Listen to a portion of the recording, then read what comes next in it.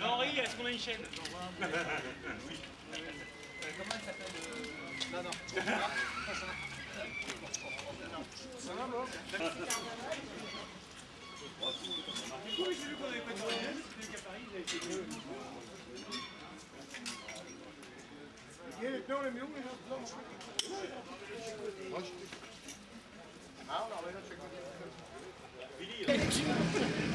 Chers amis, chers camarades, bien sûr, derrière le côté festif que pourraient avoir nos déguisements aujourd'hui, c'est sur un sujet extrêmement sérieux que nous nous rassemblons devant les représentants de l'État.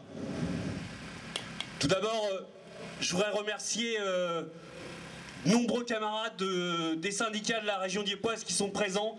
Ça fait extrêmement chaud au cœur et ça prouve l'importance de cette mobilisation. Je voudrais remercier la présence de Sébastien, le maire de Dieppe, souvent aux côtés de nos luttes, de Laurent Jacques qui m'avait prévenu qu'il ne resterait pas longtemps mais qui a tenu à être présent, le maire du Tréport.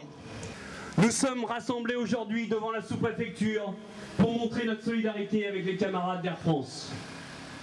Aujourd'hui, quelques semaines plus tard, la répression syndicale est encore montée d'un cran, suite au jugement inacceptable rendu par le tribunal correctionnel d'Amiens, condamnant les militants CGT de Goodyear à 24 mois de prison, dont 9 fermes.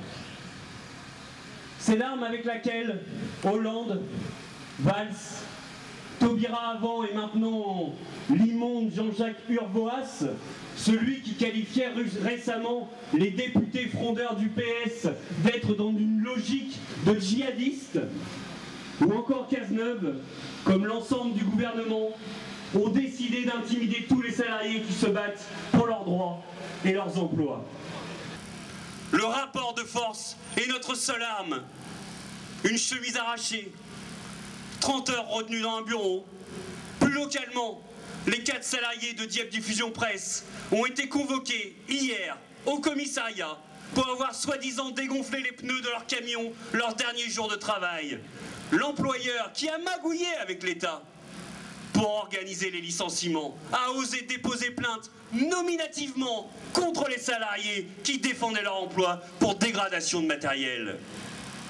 La lutte est le seul moyen que nous avons pour freiner la libéralisation du marché du travail.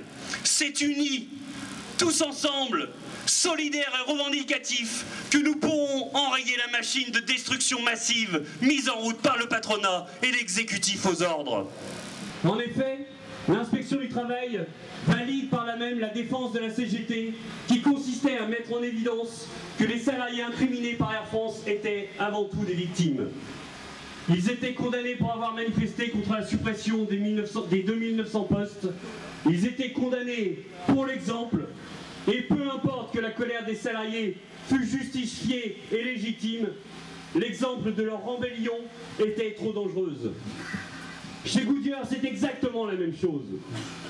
Chaque salarié a le droit de se syndiquer et participer aux actions collectives.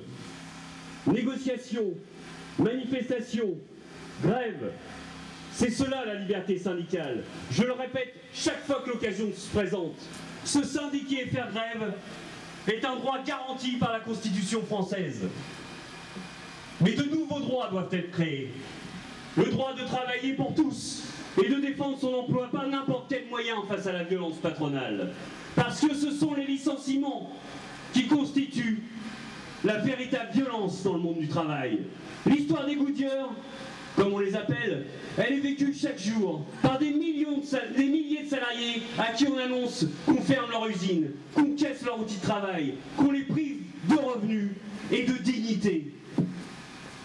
Combien pourraient témoigner à Dieppe de la violence vécue par la mise à mort de son emploi au prétexte de décisions européennes, de restructuration, de compétitivité, du tout financier en opposition avec l'émancipation humaine. Les chantiers de la Manche et de Normandie, Ali-Chalmer, Vinco, Bayard, les Dockers, la Viscose, plus récemment Rieter, Dieppe Diffusion Presse. Nous demandons immédiatement la relaxe des camarades de Goodyear, ainsi que l'arrêt des poursuites pénales ou civiles contre tous les camarades de la CGT, partout en France. Pour finir, je rappellerai que chaque fois que dans l'histoire de France, où les salariés ont osé, ils ont gagné. Donc, osons ensemble, avec la CGT, faisons reculer les attaques contre nos conquis sociaux et nous gagnerons de nouveaux droits. La CGT, toute la CGT ne laissera pas emprisonner ses militants. Nous sommes des syndicalistes, pas des voyous. Vive